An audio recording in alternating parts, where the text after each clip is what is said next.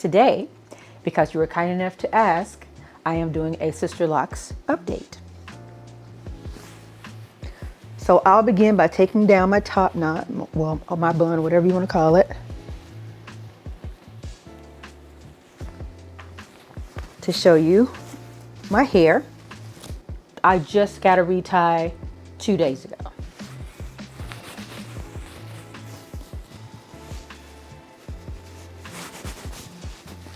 So this is my length after 4.5 years.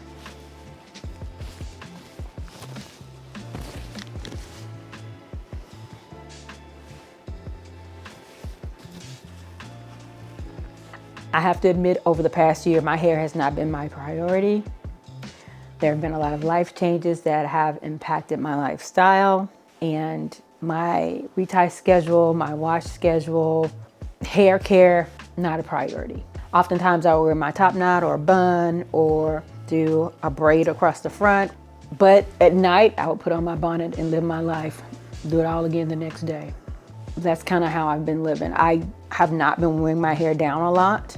In fact, I was recently on a video call with my work team and a couple people commented that they don't recall seeing my hair down. And I've worked in the same place for a year. My goal length was about here, so I've reached it. Once you reach a longer length, there are ups and downs. And so I wanted to spend a little bit of time talking about long lock issues. So one of the primary issues with longer locks is, depending on your style, if you wear it down, if you wear a side braid, you have to think about it while you eat. You have to worry about if you're gonna get the ends of your hair in that. Just something to be mindful of. Also, the buildup of products in your hair is something that you always worry about when you have locks, of course. But I'm also mindful the day that I get a retie. I'm mindful of my skincare products and where they stop, and that I'm not putting them in my hairline so that I don't have skincare product build up in my hair with a fresh retie. Because you can see those little particles and residue.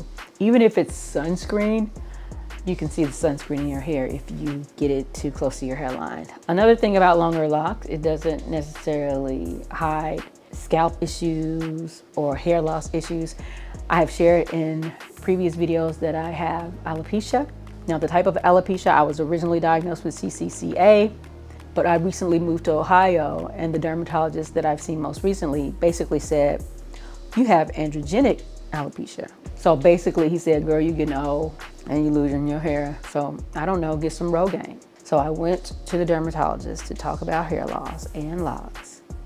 And he told me that I had androgenic alopecia due to age and use over-the-counter Rogaine. I did buy some Rogaine, I do use it, but I expected more care, investigation, discussion, but it was just kind of, you know, like, girl, you'll be all right.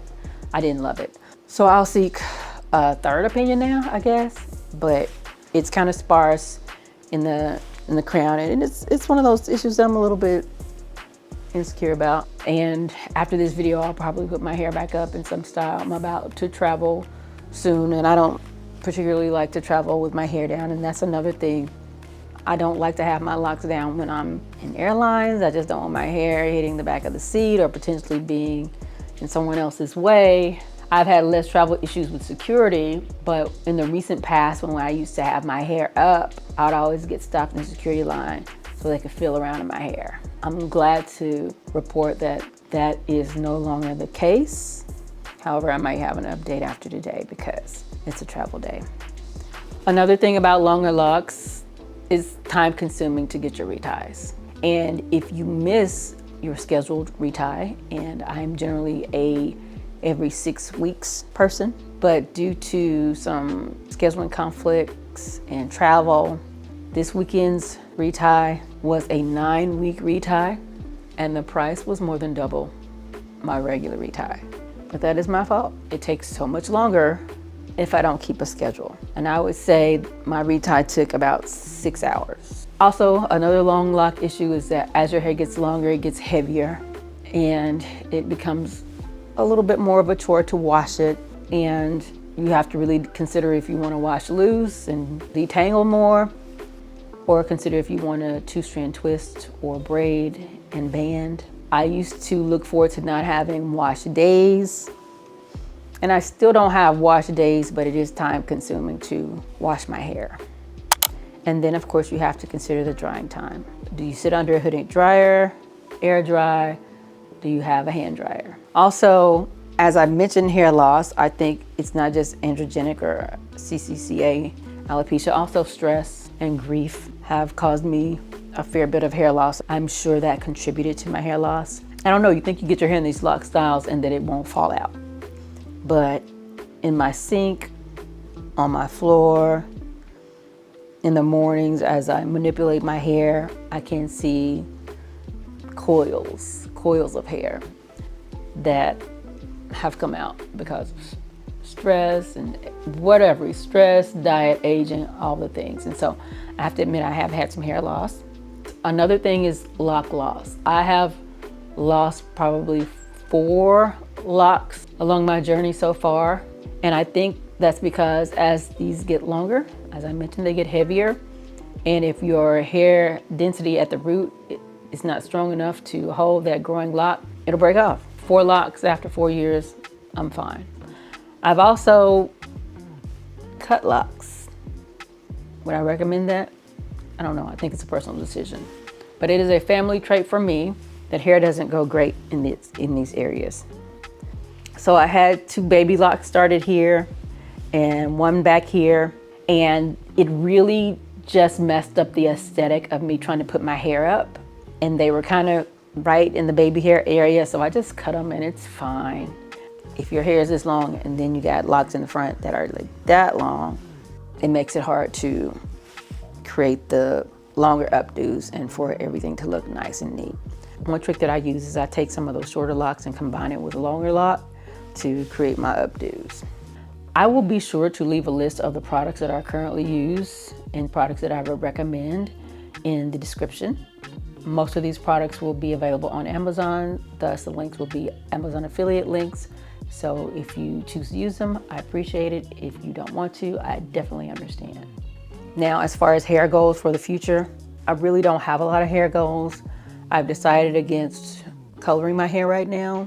I don't have any length goals. I do want to work on having a healthier scalp and seeing if I can recover some of the hair that I lost in the back.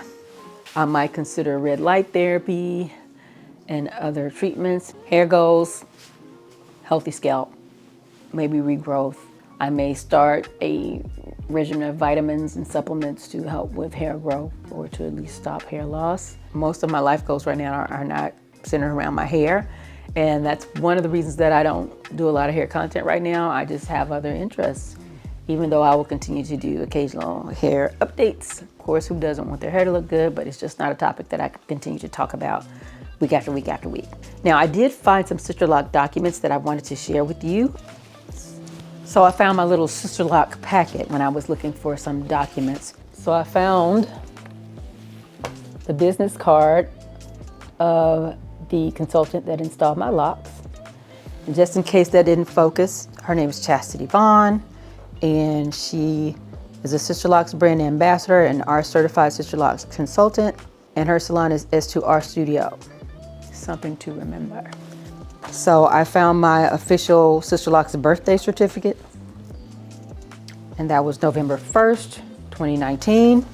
I found a letter from Dr. Joanne Cornwell. It says, with props and hugs, congratulations. Let me extend this official welcome to you. Our growing Sisterlocks and Brotherlocks family is not only helping change the way we relate to our natural hair, it is also providing us with so many reasons to help each other be the best we can be. Self, family, and community.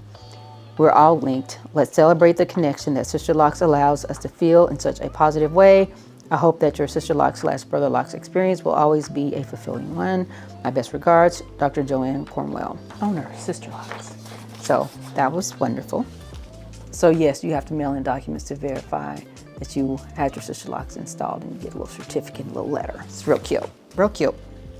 So here are the steps to the Sisterlocks process. The first visit, consultation. The second visit, the locking session. The third visit is a follow-up. Next, you have ongoing follow-up visits. This is the price breakdown that I have. I have $1,200 with a $50 consultation fee. But the $50 consultation fee is subtracted from your overall cost. So after you pay your consultation, you have a remaining balance of $1,150. This $1,150 is divided by 2, and you pay a $575 deposit and $575 the day of service. But mind you, this was in 2019. These are not updated prices, as everything has changed since 2019-ish. It's very likely that the prices have gone up since then. So my total cost, including the consultation, was $1,200. So the price breakdown, $1,200, $50 for consultation, leaving a remaining balance of $1,150, which is divided into 2 payments, a $575 deposit and $575 due day of service. Where are Sisterlocks prices currently? I don't know. I'll make sure that I leave a link to this to our studio if you're interested in finding out about current prices. Thank you for watching. If you've enjoyed the video, please don't forget to like, subscribe, and hit that notification bell so you won't miss any future videos. If you have questions about my Sisterlock journey, please leave them in the comments, and I will try to address those in future videos. If you have suggestions about future Sisterlocks content that you'd like to see on my channel, please leave that as well. If you enjoy Sisterlocks content, I'll be sure to leave a playlist for you right here. Thank you so much, and I will see you next time.